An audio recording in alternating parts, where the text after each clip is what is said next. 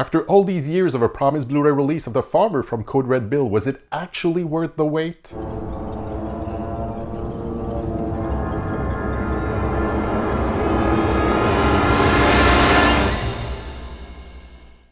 Hey, what's up everyone? Paul from Grindhouse Funhouse, and once in a while you get a movie for some reason where there will be continuous chatter about it. Usually it'll be one where it never saw physical media release, or let's say someone took it hostage for the last 15 years, much like Bill Olsen from Code Red did with 1977's The Farmer, starring Gary Conway.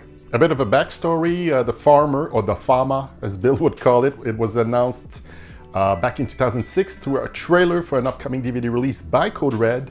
No DVD release occurred, sad to say, but Blu-ray.com forum members would always bring it up on the Code Red thread when Bill would show up to rant and rave like he usually does, which is always entertaining. When is The Fama coming out? And still more of nothing.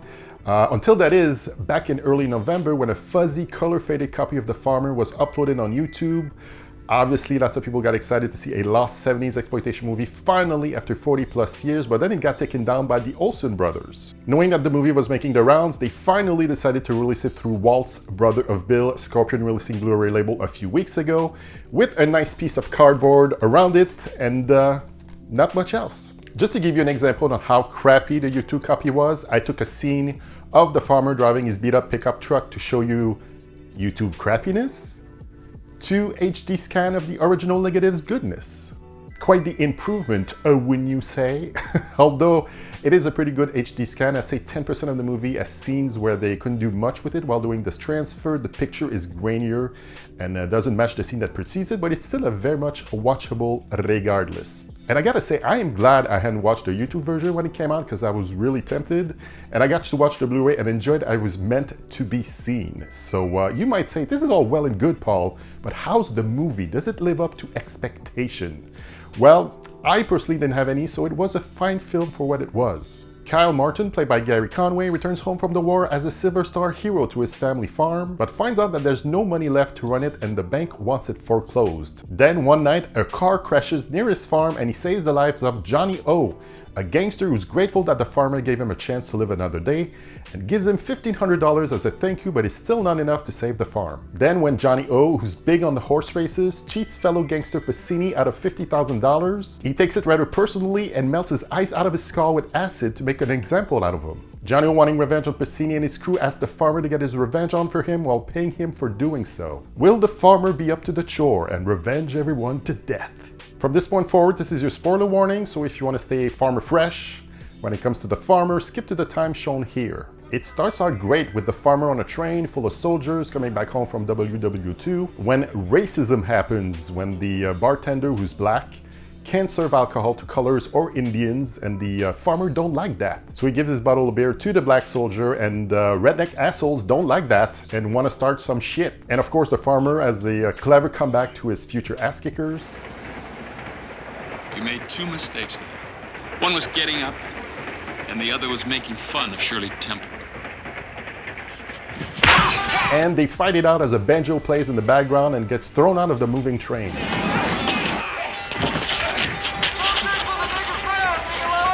He's a very progressive farmer for 1945. So now he has to walk all the way to his farm. We meet Gumshoe, the farm's caretaker, who's so happy to see the farmer that he whips out his harmonica for an impromptu jaunty tune.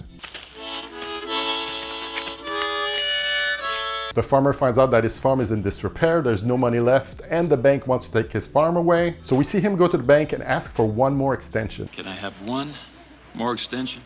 Kyle, sell it before it's too late. A one-man farm can't make money today. It just can't make money. Later that night is when Johnny O's car crashes near the farmer's farm and it saves his life. Meanwhile, we meet Johnny O's girl Betty, who gets hit on by this creep named Weasel, a very apt name, who wants to work for his boss Pacini, but she wants none of it. She's Johnny's girl, damn it. Kick in the ass, you kill! You see, Johnny likes the horsies and betting on them. He does so through Pacini, who he despises. Well, tomorrow we're going to watch Pacini for a big bundle on the races. Oh, Johnny. I mean, can't you pass on Pacini's action? No. Betty is sent to the farm to give the farmer $1,500 as a thank you for saving Johnny's life, but while doing so, she's being racist and the farmer tells her to get the hell off his property. Oh, that old coot of yours sure got rhythm. You know, he looks like he's coated in sugars. Look, lady. You delivered the mail. Why don't you get your ass off my farm? So then Johnny is being summoned to go see Pacini. Pacini accuses Johnny of cheating/stealing $50,000 through a bet he made using race tickets and walkie-talkies. I'm not quite sure how this scheme works out, being able to steal $50,000, but we'll go with it. Pacini has a warning to not fuck with him and his money. He shows that he killed his #1 guy/bodyguard, and then makes an example of Johnny by burning his eyes out with acid. Holy shit, man, they were not fucking around in the 40s. Johnny asks Betty to bring the farmer to him. He offers the farmer $50,000 to kill Pacini and everyone in his crew. The farmer says he don't do that, and Johnny replies, what's the difference between killing gangster scumbags versus evil Nazi fuckers? I mean, I paraphrased it here, but I guess Johnny's got a point. You see, he wants to hire the farmer because they know every hitman in the country, so having the farmer going after Pacini would be unexpected. I want this done quick. So now we're at the halfway mark, so of course a sex scene must occur, and it is the farmer getting it on with Betty in a sequence of dissolves one after the other. It is a dissolves festival. One of the bankers comes to the farm to post a sign, farm for auction. So from that we get a farm montage set to a song titled American Dreamer that spells out what's happening with the farmer. Meanwhile, Weasel stalks Betty up to the farmer's farm, and it would be a 70s exploitation movie without a rape scene, and when you know it, Weasel weasels himself inside of Betty in a well-acted and very uncomfortable scene that work in making us look away.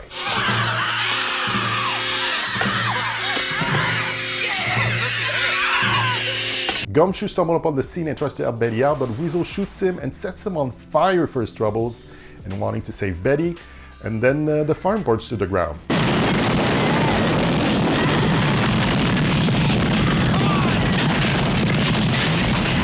See, now we're getting into the meat of the movie. The farmer has a reason to take on the job of eliminating Pacini and his crew.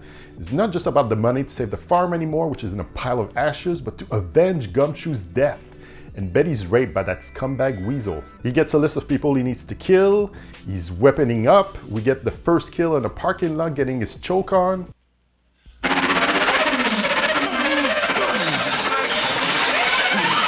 Then we find out it's parade day, which apparently is a thing in wherever town this is, and he gets to the office of the next Pacini henchman on the list, the guy that poured acid in Johnny's eyes.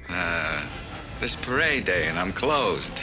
That's why I got scared like that. And the farmer pushes him out of a window into the parade, which we sadly don't see. See, now Pacini is on to Johnny's plan, figured out that it must be him who sent out someone to kill his crew, so he sends someone at the hospital to off Johnny in his sleep. We see the farmer sawing off his shotgun and preparing special bullets. Pacini hires a hitman to bump off Betty, which is all done in VO. I guess they didn't get a chance to shoot those scenes. I got another job for you, but it's gotta be done fast.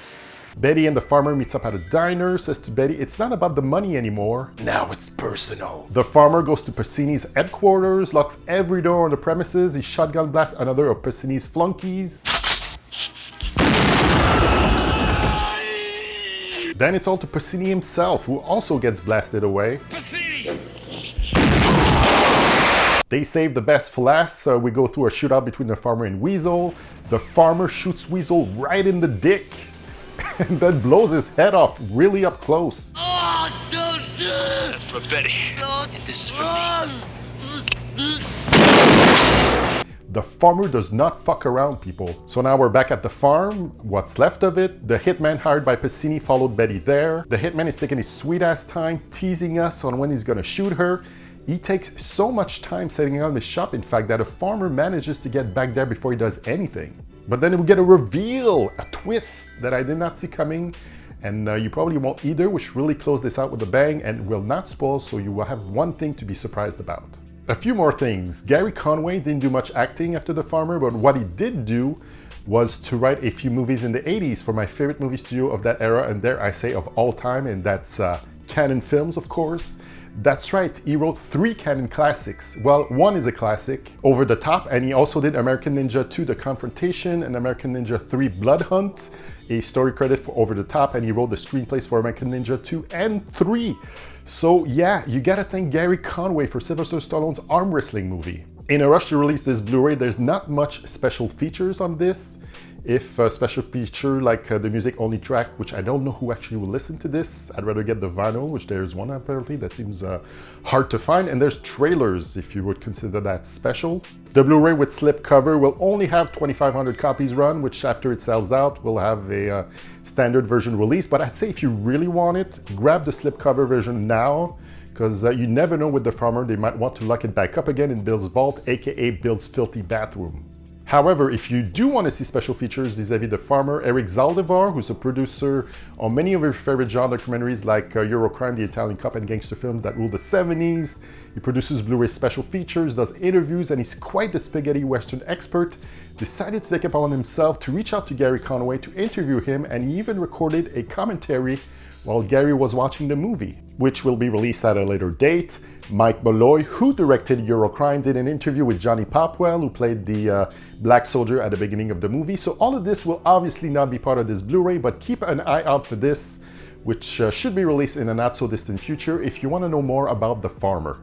So would I recommend The Farmer? If you're into 70s exploitation movies of the slow burn kind, this will be totally your jam. It takes a good hour before any kind of violent revenge takes place from The Farmer, which is what I would imagine what most people that heard about this movie are waiting to see. For that first hour, The Farmer is mostly a gangster movie. It has a dash of redneck exploitation mixed with rape/revenge thriller components. It's all about Johnny O's and his woes with his rival Piscini, who the farmer happens to be mixed up with because of his meet cute with Johnny O. Gary Conway comes out of it looking pretty cool, doing his best Clint Eastwood stoic impression while wearing cool-ass shades while doing the revenging.